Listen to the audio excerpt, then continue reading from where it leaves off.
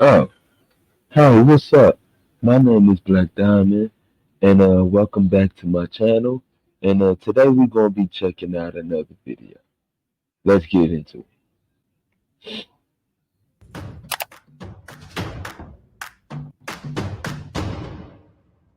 I was chosen to read the following prompt. White Americans have way more advantages than Black Americans. I think I'm a rarity here. It would seem so. Do white Americans have more advantages because they're white, or do just white Americans have advantages because of historic factors? I think that people want to argue at the end of the day over whether it's because you're white or not. I think that the answer is because you're white in the past, and that's how it kind of carries over to today. You know, even in times of the United States history where Black people tried to build wealth, you know, with the Tulsa riots and everything, where that this wealth has been destroyed. And something that's upsetting to me is when conservatives talk about how we can't blame the past for what's happening in the present. That is true to some extent, but then the next breath they'll talk about how important it is to have dual parent households, how important it is to have a strong family, to have responsibility passed on from parent to child. And we've seen in the past that because of racial issues, that process has been severely disrupted. The funny thing is that agreeing with all these things is when I did my research when I was younger, which arrived me to my standpoint of being a conservative, because I believed it was racist, Democrat, liberal ideologies and policies dating all the way back to the 1800s, all the way up to the 1960s, and then the purported big switch. But I think it was more so when Democrats decided to be a bit more cloak and dagger about their true opinions of Black people and be more secretive and more, oh, we want to help you by doing these things and seeing them as inferior. Doing what things? Affirmative action, welfare, all sorts of things that eventually ruin our culture in places where we are now. So but I want to get back to the history of it, because we're talking. Well, I just want to make sure we're clear. Giving them money hurt them, right? Is that what you're saying? Well, yes, giving them, because if your father's out of the home, that's when we give you the money. If you're living in this housing, so then give them the money while the dad's rent-free. Well, then give them the money while the dad's in the home. If you're working this amount of hours and getting less than this amount of dollars, you're getting money from the government. Yes, it is incentivizing. You're throwing the baby out with the bathwater. I don't even know what that means in this scenario, because yes, you're okay, you want to talk about throwing babies out with the bathwater? Margaret Sanger wanted to exterminate the Black race because she thought they were weeds. So yeah, we can literally talk about throwing the baby out with the bathwater. That's what Margaret Sanger, that's what Democrat policies wanted to do to my people. So that's why I feel so strongly about it, because it is these policies that date back centuries that were built off of the death and poverty of my people. Let's take a breath. So I'm breathing. Okay. So a lot of babies aren't, but I am, sadly. I don't know what that means. When I say throw the baby out with the bathwater, you want to completely get rid of welfare, okay? Or at least the I don't want to put that on you, you haven't said that, but the conservative apparatus does, clearly. So giving money to a group of people does not hurt them. I mean, sure, if you're talking about a lottery, you just take money. But there are strings attached to that money. Take all the money. There are strings attached to that money. Give them millions. Make them all millionaires. I don't care. Giving money to Black people does not hurt them. And that has not happened, though. That has not happened. What do you mean? That has not happened. It hasn't been a reparations. It hasn't been this or that. It has been a welfare program, Great Societies Act, that was built off of the idea of, hey, we get these families split up. We get these people living here. So then let them keep the family together and keep all the money. I mean, I guess so, but I guarantee you, there's no way that Why would you not advocate for that? So in your, I guess, research of like history of this country and everything, do you find like the Reconstruction era and like the failures of like what it wanted to be and then what it ended up being, and then which led into had downstream effects to enter into the Jim Crow era, and you have policies like redlining that influence how schools are funded, the downstream effects of slavery.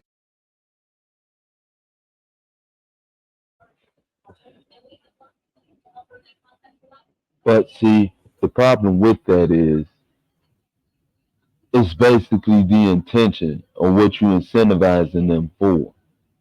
You're incentivizing them for being single parents.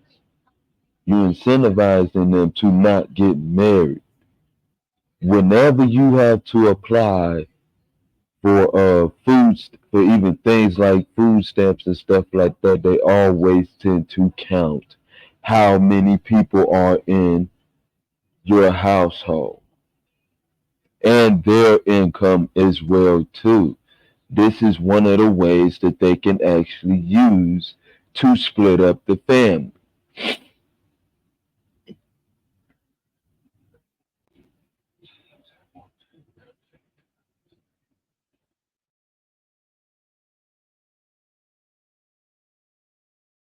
Do you think put Black people as generally in a worse off position than white Americans. I think generation by generation, the effects of slavery have been diluted, but generation by generation, the effects of racism, welfare-based policies, and things of that nature became even more great. So in the 1880s or so, when we had our first Black members of Congress, which were indeed Republicans, I think that was a great start for things. But obviously, we had terrible things that happened, like the Tulsa massacre, among Black people being chased out of their homes by the KKK. Sure. All funded by the Democrat Party, all supported by the Democrat Party. Well, I mean, I need to stop you there.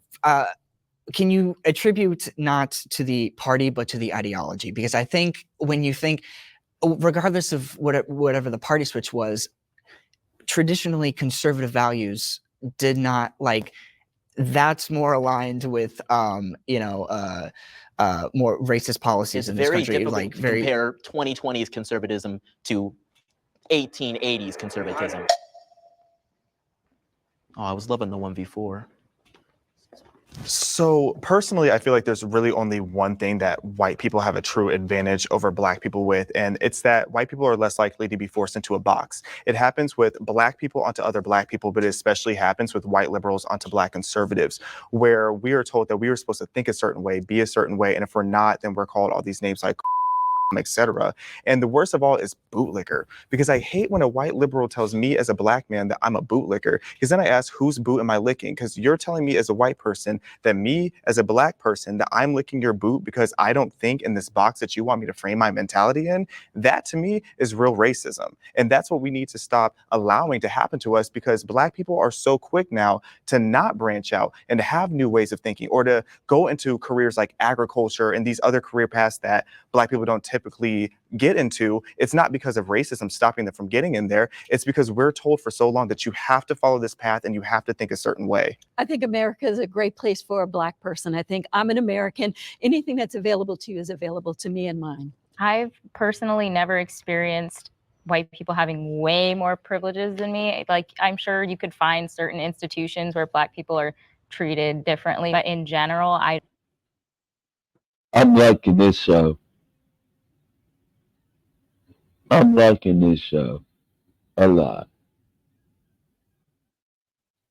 don't think that I've missed out on anything because of being Black. And if anything, it's given me more of a voice because people will want to hear what I say now because I'm Black. So if anything, I have more of a platform now just on the basis of being a Black conservative and saying what's not popular than I would if I was just a white person who was also conservative. I agree with the Supreme Court's decision to end affirmative action. I think I'm not going to start. Someone else can start. Sorry.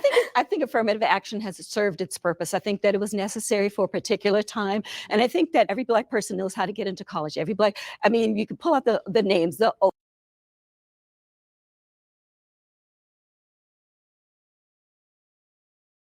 With a Planet Fitness Black Card, you don't just get a great workout, you get a great perk out because your membership is packed with perks.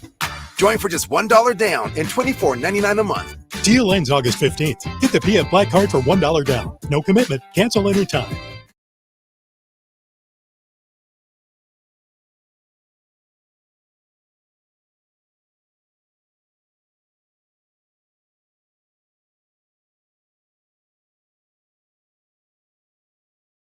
pull out the names, the Oprah, President Obama. You can pull out the head of Time Warner was Black man, the Forbes was Black man. We know what to do now. We don't need affirmative action anymore. And to me, affirmative action is offensive sometimes, especially nowadays, because I have 6 children and 2 boys, 4 girls. And all of them went to Harvard and Columbia and this one and that one. And it breaks my heart to think that they accomplished that goal of getting into these institutions just because of the color of their skin. I can definitely say that it creates a lot of tension when you have affirmative action. I remember my first week at the University of Illinois, I was sitting with some classmates and a white student turned to me and jokingly like, "Hey, Xavier, like, did you just attach a smiley face when you applied for this college?" And I started asking what he meant. And he said to me that he was like, "You're Black. I'm assuming you had decent grades, you could have just attached a smiley face and you would have gotten into the university. So I was livid by that, and I went off. I started naming all of my accomplishments, and I felt so confident only for about an hour. Because then an hour later, I started saying to myself, like, wow, like, did I actually earn my way in here? I started to have this insecurity, and I started wondering to myself, did I earn this position myself, or did my ancestors' suffering earn this for me? And two, I've seen it in the sense of like affirmative action taking away from other people who are minorities. Like I had a friend who was Asian and he in high school and he really wanted to go to MIT. That was his dream school. He interned there. He was super like prepared to go there and he didn't get in. And you can only assume that it was because of affirmative action because they have such a large Asian population that they want to admit other people. Yeah, I was going to actually argue that it's more racist nowadays because it excludes so many Asian Americans from getting into universities who do deserve a spot and they can't get in because of affirmative action, which again, like you were saying, was necessary at the time. Yeah. But now it's like anybody, if you have the skills to do it and you're in America, you can get in. I don't think affirmative action is the worst thing, considering all the different types or aspects of a background you might take into account when somebody's getting into college, whether they were in certain clubs, you know, Boy Scouts, what type of classes they took, that might not be available to everybody. I don't think that factoring in the affirmative action is necessarily a bad thing, but I feel like because of everything you guys have said, the optics behind it are so horrible today that even if it is slightly beneficial in the long run for certain people, I think we can probably refocus most of that into figuring out like the class that people come from, the neighborhoods, the backgrounds or whatever, without it having to necessarily target race. The only thing that I kind of wonder now that it's gone is instead of a black person being in school thinking like, man, am I here because I'm an affirmative action pick? Is it going to be a kid that is poor or a kid that's from a different zip code? I think we should do away with all of it. It's just like submit an application, no demographics. Why do they ask your sexuality? Like, why do they ask all that stuff?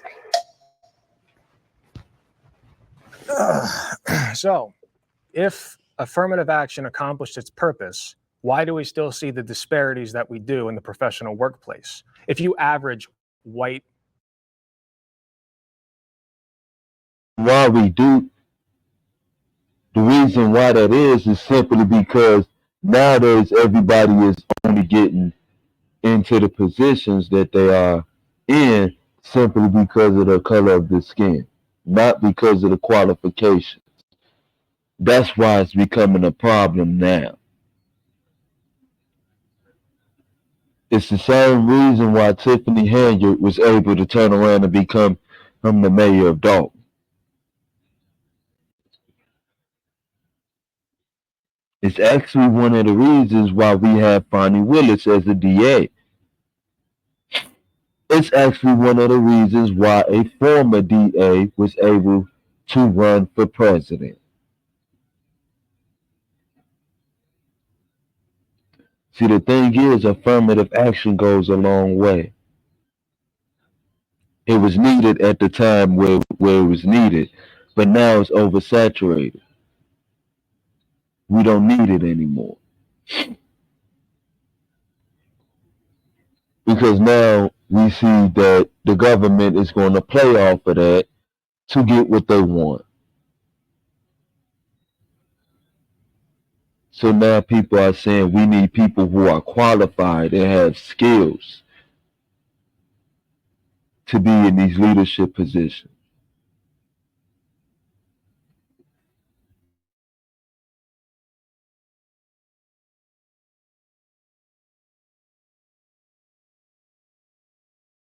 wealth and compare it to black wealth totals, white people as a whole have about 50 times greater wealth than black people as a whole per capita. So I just don't understand why you think affirmative action has accomplished its purpose. I don't see Curious, why do you assume that just because there is a disparity means it's because of a racial issue? What else would it be from? I mean, upbringing, economic abilities, Desire to skills. go, desire to. I mean, zip code does play a lot. If you grow up in a neighborhood that experiences a lot of trauma, you're not as likely to do as well in school, which means you're. Why did they grow up in a neighborhood that experiences a lot of trauma? I mean, lots of people do. Yes, but why specifically do more black people?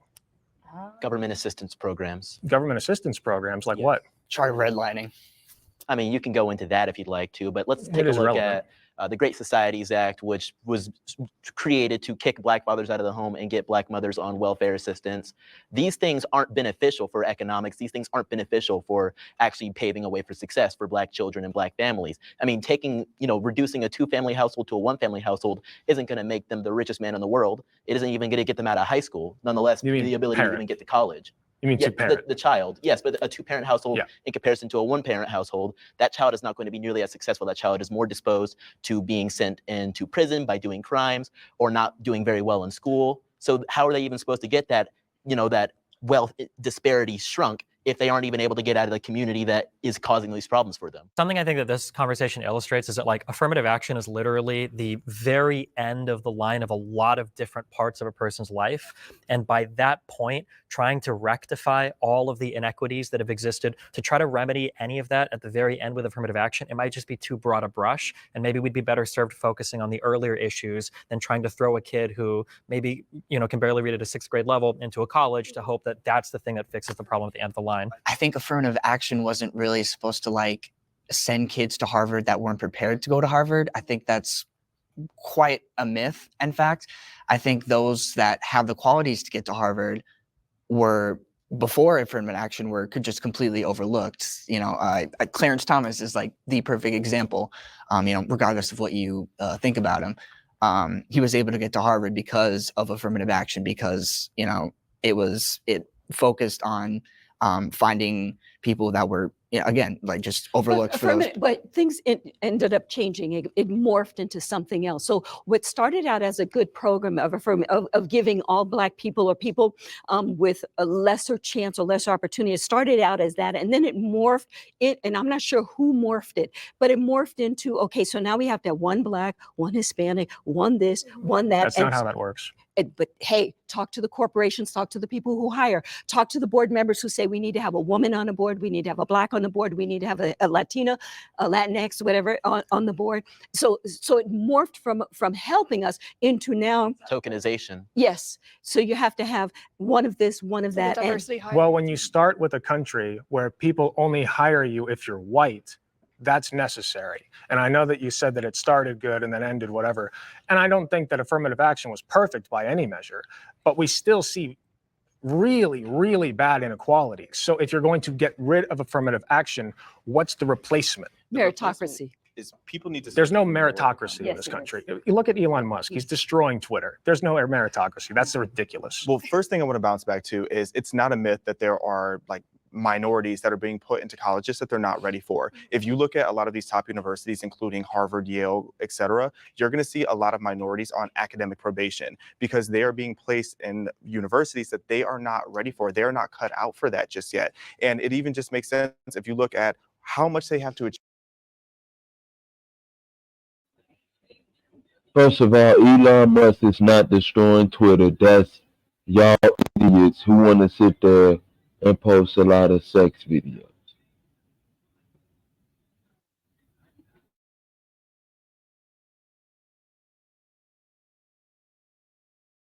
To achieve in order to get there. Asian students on average have to score 450 points higher than a Black student in order to get in the same university. So if you think of the universities that have courses, et cetera, that grade on a curve, you can only have so many people with an A, so many people with a B, et cetera. So that means that the bottom percentile is going to fail. Who is most likely, just based on logic, going to be the ones failing? It's going to be the people who didn't have the credentials to get there in the first place. And then I have to bounce back to. I want to get you on that point, because I would posit that the people who are least likely to have good outcomes in an academic setting are those who have to work 2 jobs, are those who have to drive there from home because they can't afford a dorm, are those who have to go into crippling financial debt. These are and have other stresses in their life. They can't afford a doctor, they can't afford a dentist, they can't afford anything. I had to do so that too, though. Those are the That's people. not just Black people. It's not just. But it's If we're looking at overwhelmingly straight numbers. There are more white people in poverty than Black people. If you look at the raw numbers, but if you I don't know, actually what are the understand wrong what you're talking numbers? about. No The number issue is is poverty wrong. in general, though. I don't think it's like who's in poverty. It's like poverty sucks. Maybe we should make college free, and maybe we want to have If you have a affirmative action program- wouldn't be that necessary. It'll get even more ghetto.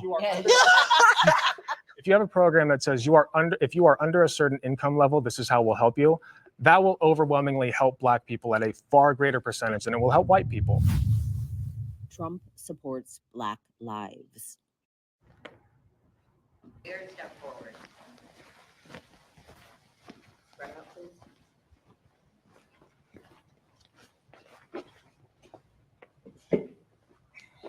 I think that President Trump supports all lives. I think that he looks at all American citizens as equal. I don't see him doing anything that would make you feel like he does not support Black lives. That's, of course, going to lead into the conversation of Black Lives Matter, which was a movement and an organization with so much corruption. Donald Trump not supporting that organization doesn't mean that he doesn't support Black lives. It just means that he doesn't support the fraudulent organization that's stealing so much money from so many people to do absolutely nothing with it, nor does he support a destructive movement that is destroying cities, communities, lives, etc. So I don't see why someone would think that President Trump doesn't support Black lives. I've heard him say he knows all the best Black people. He has all the best Black friends. I do support Black people all the time. So sorry, that was a very bad impression. But I don't think Donald Trump wants bad things to happen to Black people. So in that respect, I think he does support Black lives. But the other side of that is he's not really doing anything. He didn't do anything as president, certainly, to uplift Black people. The economy affects Black people. Yeah, I certainly disagree with that point. One of the biggest things I What did he do for the supported economy? personally, well, yeah, we don't. We'll get into that one later. One of the biggest things he did is he secured permanent funding for HBCUs, one of the largest increases we ever saw for HBCUs, personally done by his administration, among many other things. The First Step Act, which, you know, there's a lot of debate about whether it was really the best thing to do, but that was definitely a kiss of love to the Black race. Freeing Alice Johnson for menial drug crimes she committed in the past that had her locked up. She did not get to see her family for years. Yeah, but that's not like, okay, I did say I agree, but I agree in the sense that Donald Trump doesn't literally want bad things to happen to Black people, like I think a lot of conservatives do. So I think that he just says the most yeah, I do think that. I think he says the things that will get him elected. So I don't think that he has any personal grudges against most people. He just says the most popular thing. So I think like Ron DeSantis would be somebody that I think actually wants Black people to be hurt. So by that standard, yeah, Donald Trump supports Black lives by leaps and bounds. You think Donald Trump says the most popular thing? Yeah. Really? Yes. Then why do so many people hate him? He got elected as president. Yes, he did. Yeah. He didn't win the popular vote. Neither time. That's a liberal talking point. That's a liberal talking I'm point. helping you here. I'm trying to see the logic in this. Obviously, he says things to be elected as a politician very similarly to how Joe Biden did, except Joe Biden actually has a history of racism. If he said things that people didn't like, he wouldn't have been our president. So you like everything that Donald Trump says? You think everything he says is popular? I love a lot of the things he says. I think he's hilarious. When he said big water, that was one of my favorite quotes. Big water. Water, big water, ocean water. He has the funniest one-liners, so I love a lot of the things he says. As far as policy, he sucks, but I'm just shocked you're wearing a Hunter Biden hat. He likes a different kind of one line. Oh, I know conservatives love talking about his. No, Coke. It's different. Coke, not.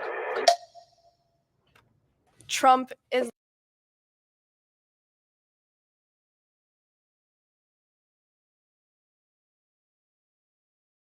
Question: would you build a website for a major brand with more than 200 million users using Wix? Well, we did.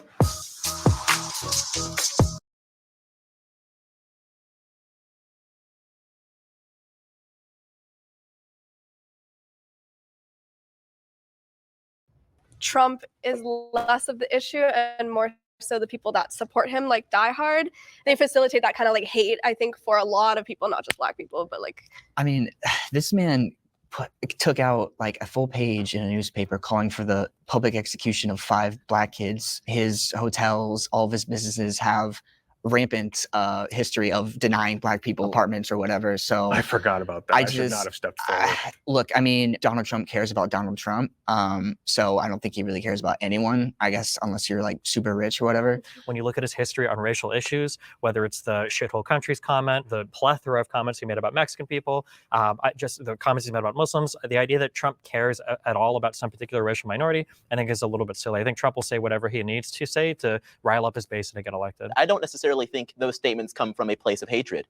I don't think he was ever saying specifically, oh, if you pray 5 times a day towards the east or towards Mega based on wherever you are, you're a bad person. I think he was saying if you like to fly planes into towers or behead people or throw people off of buildings, maybe you're not the most virtuous person out there. I supported Trump because he made the economy good. And so the economy then impacted Black people, white people, Latino people, it impacted everybody. But Trump he didn't think specifically, I don't think, about Black people. He thought about himself, and he thought about, how can I make America great for me? And making and I thought, you know what? I'm gonna go with this guy. And the reason I'm gonna go with this guy is because if he can make America great and he can make that it rise for everybody, I'm gonna benefit from that. So that's why I went, and that's why I voted for him. That's why I supported him. How does that specifically benefit Black people? Again, he's a businessman, but he's also a racist businessman, and like well documented. So like and Biden's not. Biden's not. Yes, he is. He created the crime bill. So that's regardless of the Well, point. address the Central Park Five. That's what you brought up, right? How do you feel about that? Well, he took actually, a full page out okay, after they were so I haven't. He wanted them to be killed, well, executed, just because they were Black. That story. And he bars people from attending his businesses or like renting apartments from all his like stupid Trump towers. I think Trump at that point was, like many people in this room, particularly liberals, a victim of the media. I think he was scared. I think he was ashamed of the things that he heard in the news and wanted to take action himself as a businessman, not as a Why racist. are you infantilizing him? I don't like, also real quick, because people keep bringing up this comparison to the 93 crime bill from Biden. That crime bill, this was at the height of like violent crime and the crack epidemic in the United States. The Congressional Black Caucus supported that crime bill. Everybody in the United States supported that crime bill. The idea that that crime bill was like some racist piece of legislation that Biden was just wheeling out because he hates Black people, and that's somehow comparable to the Donald Trump's treatment of the Central Park Five that were already exonerated, that wasn't a victim of the media. The media said they were done. They were exonerated in court. They weren't there. As I understand it, the prosecutor of the five, he was a Black guy, and so in being a Black guy, he went and he looked at all the evidence and said, these guys are guilty. Black people can also be racist against other Black or people. just make mistakes. So if anybody does anything you disagree with in regards to the Central Park Five, even if they themselves are a Black person, they're just a self-loathing Black person, they're just a racist Black person. If they disagree with me, they're prosecutor was racist. doing his job. That's my policy. If they disagree with me, they're racist. I like that. I think Trump. I think Trump has shown a history of ignorant at best and racist at worst behavior. I didn't vote for him or Hillary because I just don't see him as a conservative hero. I don't even think he's a conservative. Fake personally. conservative. I voted Trump in 2016, just so you all know. So I'm just saying. So I need you to elaborate on if people disagree with you, they're racist, just in general. I was just kidding. He's just, yeah. You never know. Just like One the of those hat. kind of moments. Sorry if I triggered you. I'm sorry. You made No, a I'm not point. sure. I just You made a need to know. point Okay. a couple of minutes back where you said he just kind of says these things to rile up his base. Why does he need to do that at the expense of Black people then? He doesn't do that at the. I am a member of his base, and I'm sitting there like, oh man, this is amazing. And I don't know. You can call me self-loathing. You can call me self-hating. So you're you can call saying me calling racist. for I the can call you public stupid. execution of 5 Black men that were exonerated to When rile has he up done his that base? during the campaign trail? He didn't do that when he was a politician. Well, he did that when again, he was a it's scared businessman in New York. It's feeling everything bad. Steve said about the comments about Muslims, the comments about Mexican immigrants. Why does he never need- about Mexican immigrants, never about Muslims, about terrorists and about criminals and rapists. These are very important delineations to make. And if you believe I that think what you are fed the media understand, about, or oh, it's I all think Mexican immigrants, I think it's more of you being, oh man, these poor Mexicans, they need to be supported. It's more of that savior complex. Wow, What was we're the back rationale again. behind axing or trying to axe DACA? Were these people were registered with the federal government? They were in school. They were doing everything that they needed to do. They had no home elsewhere. They were brought into this country as minors. Like, what's the explanation for I that? think that requires more nuance. Like I mentioned before, I think there were some for their people. education. I think Why there would were you some wanna kick people them out? feeding him bad policy advice, thinking, "Oh, this will be really good for your base," and he's doing a lot as a Just president. That's okay. That's okay if we feel that way. But So, at the end- if I take responsibility for something, if I say he has responsibility for something, well, then you're right. But if I'm saying, well, maybe there are some people around him advising him falsely, Dude, it's infantilizing. He him. was the president. There's no good way. He to called the shots. What are you talking about? The only path forward to solving illegal immigration starts with amnesty for everybody here. The reality is there's some 10 to 15 million illegal immigrants here. We're not deporting them all.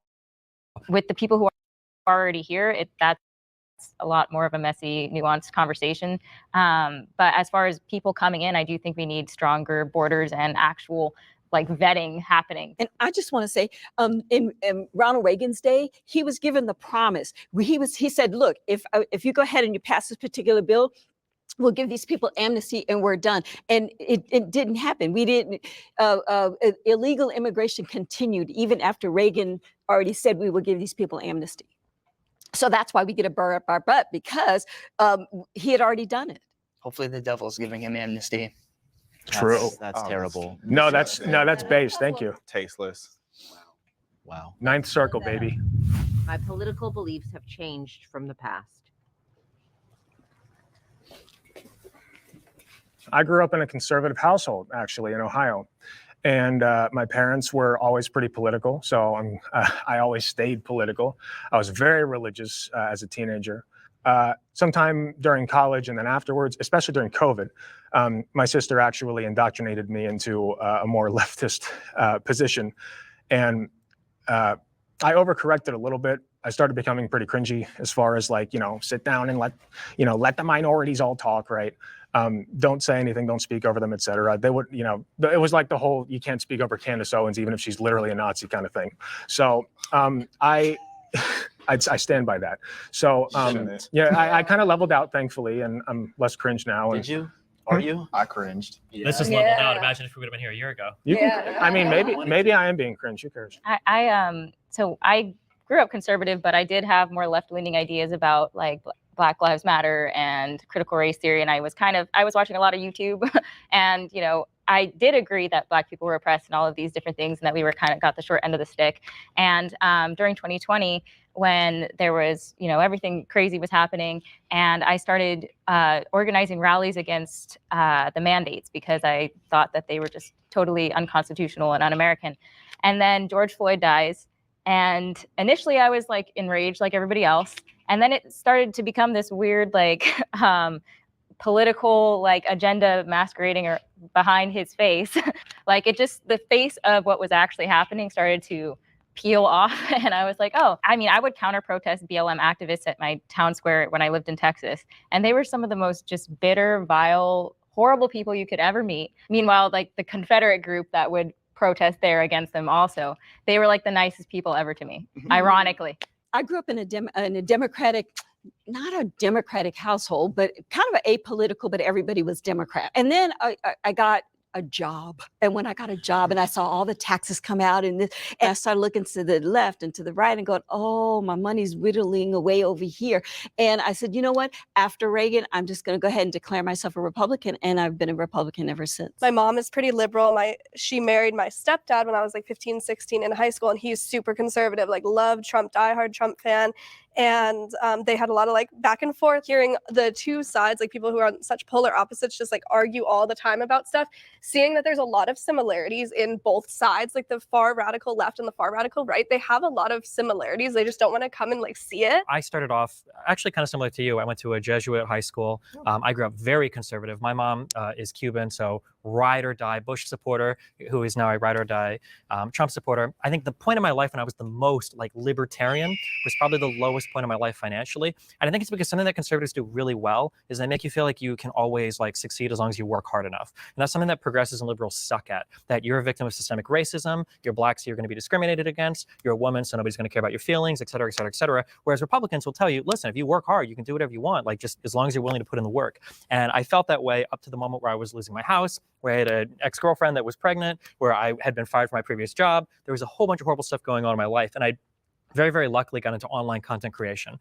And from there, as I started to make more money, I started to pay more taxes. When I get older and I look at taxes that come out of my paycheck, I care a little bit, but it was just so funny to me that back when I was making 15, 20,000 a year, I'm like, I got to vote for the lower tax bracket, blah, blah, blah. Like I'm barely paying any taxes anyways. And, now that I'm older, like if the government wants to take, a few, 10, 20, whatever, how many more $1,000 out. You just said you worked hard.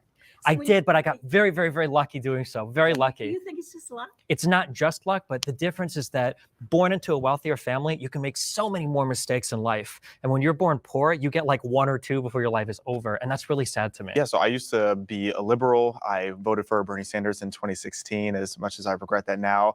My family was pretty left-wing. Some of the people in my family were like radically left, like would refer to white people as blue-eyed, redheaded devils, things of that nature. And as I got older, I actually started being really outspoken for BLM. I was supposed to be on a reality show teaching people how to be a BLM activist.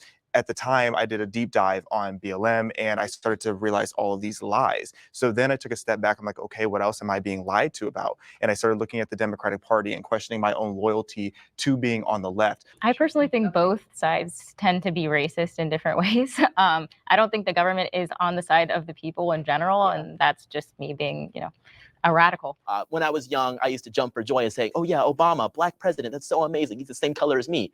But when I started to do more research, one of the biggest things I was confused about is, well, why is he a Democrat? What is a Democrat? I did more research about the Democrat Party. And sure, you guys are gonna pop off about the head saying, oh, there's a party switch in the Southern strategy and all these things. Which is true. Which you may say is true. I don't believe it is true at all. You're I wrong. understand, you may think I'm wrong. You are. However, one of the biggest questions I had was, why is Obama in the same party as the people that started the KKK, the same people that voted against the Civil Rights Act, the same people that are on the news talking about how black people aren't able to accomplish anything and need to be on welfare and need to be promoted with affirmative action nature? I also, in terms of, I guess, of my political journey, I was raised conservative, actually. And then high school became, I guess, sort of apolitical. And then throughout college and I guess just throughout my life since then, I think I guess you can call me a progressive, you can call me, socialist, whatever you, but I guess that's, in the area of where I fall. You said that you were a Bernie fan in 2016, and then you transitioned to being, I guess, more conservative. I guess, I don't know, to me, Bernie Sanders, from what he said to what you think now, what was the shift? For me, it was socialism, because back then I was a very broke college kid and I just had this mentality that everything should be free. And I was feeling a bit entitled, like everything should be handed to me because I was black, because I was very much in that mentality. As I learned more about free markets, as I learned more about capitalism, I started to appreciate that much more. I started to appreciate small business much more, limited government, low regulations. I just started to like that much more. But I would say just more when it comes to economics, I don't agree with him. Reparations are necessary. When we talk about reparations, I think that doing reparations in the way that a lot of people think of it, where we just give it to black people, I'm not an expert on this, but I think it would be more income-based, and that in itself, like I said earlier, would disproportionately benefit black people, because if you recognize that they are disproportionately affected by a systemic injustice, then doing it on like a class level would uplift proportionally more black people than white people or any other race. Yeah, I think like mostly like black GIs that were left out of like the New Deal, for instance, that to be able to come back and as a white American, as a white veteran, to get a home loan and then build that generational wealth, you could not get that as a black American. So there needs to be, I think, reparations. I don't care really what form it comes from. I think free healthcare, free college, so that everyone has like an equal opportunity to educate themselves, to build a better life for themselves. So it's sort of like, and I think Germany is also a perfect model to follow. By issuing, first of all, a formal apology, which we haven't even done that, but also just like donating to like different funds, and just I think a more equitable society striving for that is reparations in and of itself. I have no problems with reparations if they had happened initially during the like slavery or the civil rights movement or any of that. But to try and do that now logistically just doesn't really make any sense. And like, where would this money come from? Like, we're in so much debt as a nation. Would I get this money? I'm biracial or triracial. Like, do mixed people get it? And like, do Irish people get reparations when they were indentured servants? I think for reparations, if you can find specific instances of somebody being like actually deprived of something, whether specific instances of like the 40 acres and a meal promise, or whether you can find specific cases of like Chinese people building railroads or Irish people or whatever, people being deprived of things, that's okay. But otherwise, yeah, it's a logistical nightmare. There's no possible way that we'd be able to do it well.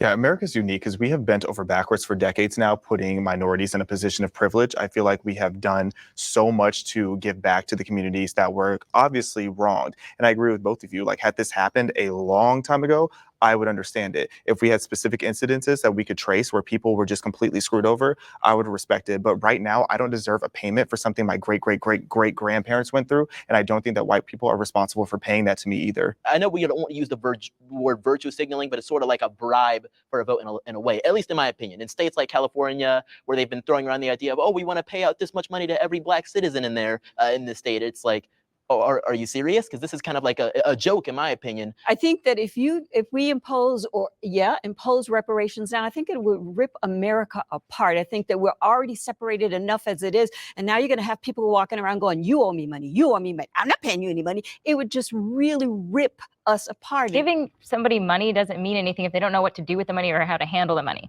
So if the primary issue in Black culture or with Black people is generational trauma, then maybe they need more therapy than they need money, honestly. Which conservatives are also against. Well, that's kind of my argument. Like, if there is like that, like generational trauma or whatever, like I think examples of like free healthcare, they could see a therapist and not be, you know. They try to put every conservative in one box, and it doesn't work all the time.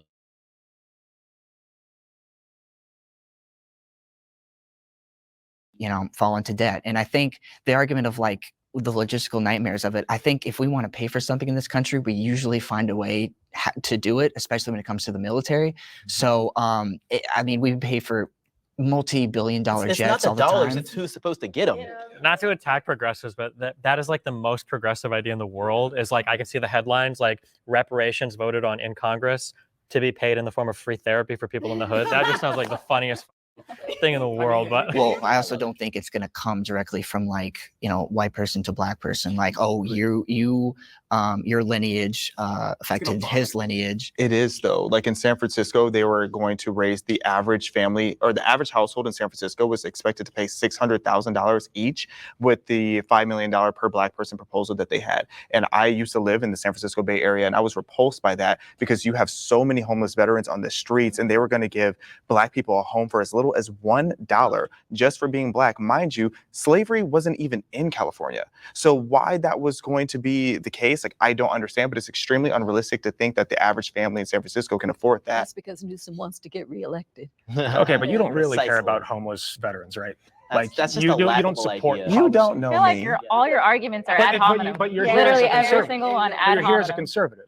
So what policies do you support for homeless veterans? There's ways to address, I mean, specifically for homeless in general.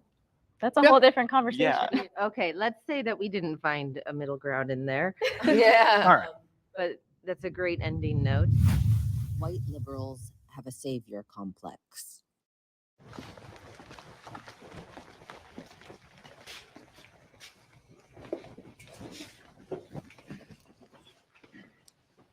Well, I gotta say, this is a shock. I never expected all four of you to just come forward and admit it, but you know what? I'm happy with these results. I just think it's a lot of people, I guess, people, you know, of the left, whatever, can kind of fall into that trap of thinking that, you know, Black people as a monolith need to be saved as a whole. I have no shame about it. I have a savior complex as an older brother, and I will save you whether you like it or not. So that's just me. Well, it's definitely not, because a lot of us are really just exhausted of being viewed as our skin color. Because when you have this mindset that you need to save Black people and we're just sitting here minding our own business and living our lives the way we want to, I don't know why it is that people feel this immense pressure to be so apologetic and just always trying to cater and coddle to Black people when we just want to be treated like everybody else. We're equal for a reason. I think especially recently with a lot of riot stuff that's gone on or protest stuff that's gone on, people on the left tend to infantilize a lot of different types of protesters. And especially even talking to, you know, some of the other Black content creators I do content with, when you hear a lot of progressives come out and say, well, they don't have a choice but to riot or break into the store, or, well, they're stealing, you know, these electronics or shoes for good reasons, you just don't realize it. I think a lot of people kind of look both ways, and it's a little bit weird that there's such a complex on the left to excuse like every single possible negative behavior from somebody, as long as they're a skin color that you're kind of in charge of protecting. I find that very offensive. Yeah. I find it Really extremely, insane. it upsets me to hear that, because we're just like you. We just have a different skin color, and to hear that you have to help me is offensive to me. I can do it on my own. Well, we have to break down sometimes why these riots happen. You know, MLK once said that riots are the voice of the unheard. So if you are to address the problem and stop the riots, you have to address the underlying inequality that has historically been pervasive. You know, even if you as individual people are doing fine and you don't want anybody else to get in the way of that, that's cool, and I'm not going to get it. I'm not going to be the one to get in the way, but the disparities are undeniable. So if you take pride in having like a white savior complex, what is it that you think that you're doing to save Black people, and what is it that you think that you're saving Black people from? I am trying to make the world a better place through whatever means I can, and But you're doing it on the backs of us. I wouldn't say so. Yeah, I actually do. I feel like you want to be a savior for, and you're using me to make yourself feel good. That's what I'm hearing. How am I hurting you? You're not letting me have my own voice. You're not letting me speak. How? You're speaking now? No, You're cutting her off. Yeah. Well, I feel like I have to. Yeah.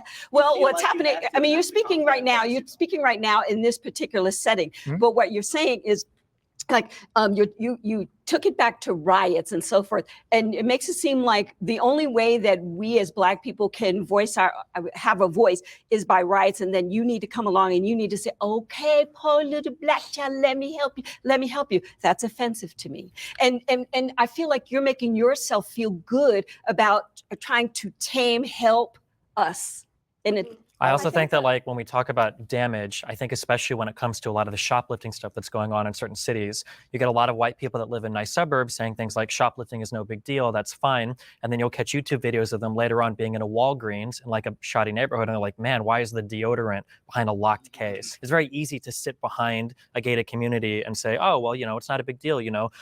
They steal because they have to. Riots are the language of the unheard. I think people haven't read the full context of that quote. When MLK was saying riots were the language of the unheard, and you need to address the underlying condition, he wasn't condoning the rioting. He was just understanding it. Obviously, there are a bunch of white people that feel they need to be a savior, but I think there's a difference between helping and saving. Like, I don't think I would need to save Black people, but I would tremendously love to help and make sure everyone has like equal outcome, or not equal outcome, but at least equal opportunity, which in my opinion, I feel we do not have in this country.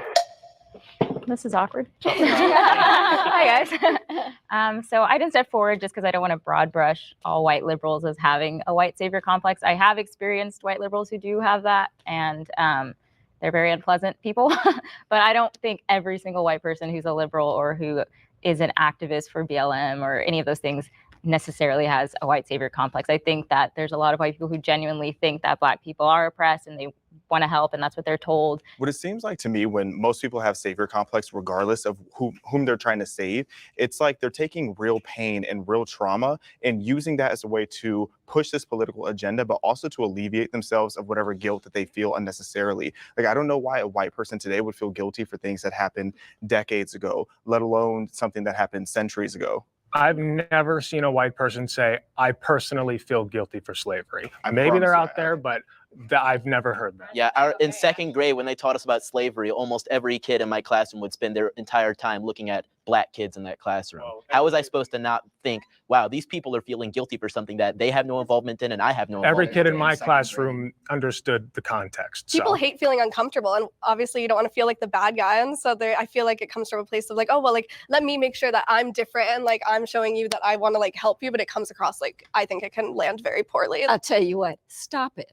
Stop it. Because what happens is when you put yourself as the white savior, what you do is you elevate yourself above the Black person because you feel then like you have to save us. So just stop it. Just treat everybody regular and normal. Just like I would treat you regular and normal, you treat us regular and normal rather than trying to save us.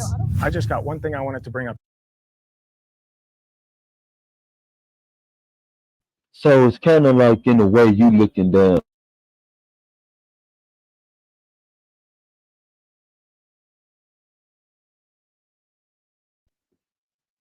So it's kind of like, in a way, you looking down on us, really, which is not helpful whatsoever.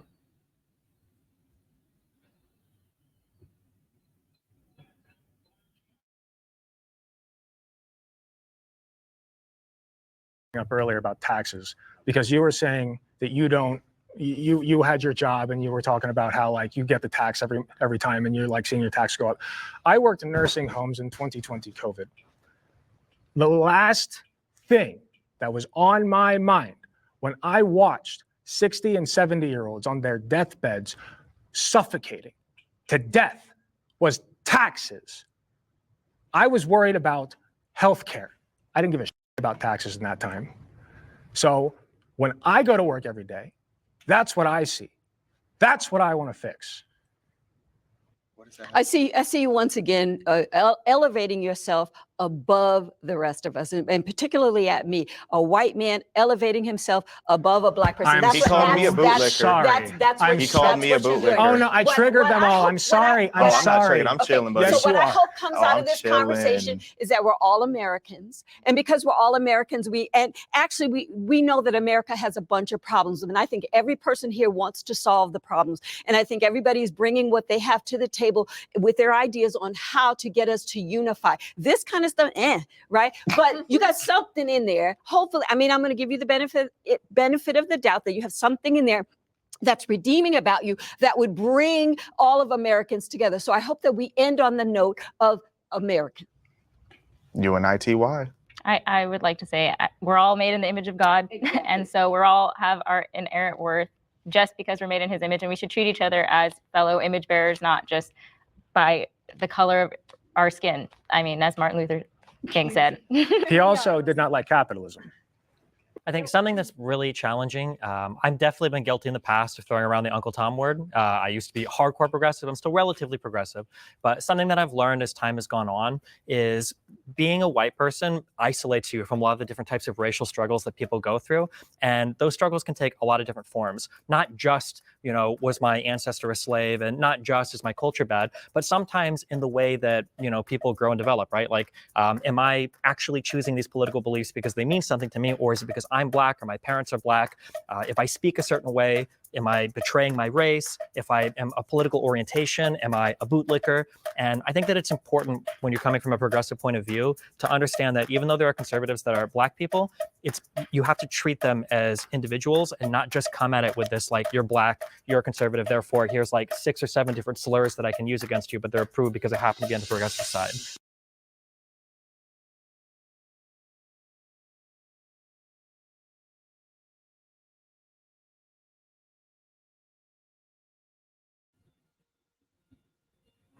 I mean, it's a really, really good conversation that they had, though. My thing is, we don't need a savior. My thing is, we don't necessarily need a savior. But that's all for tonight, guys. Like, comment, and subscribe, and share, and we out.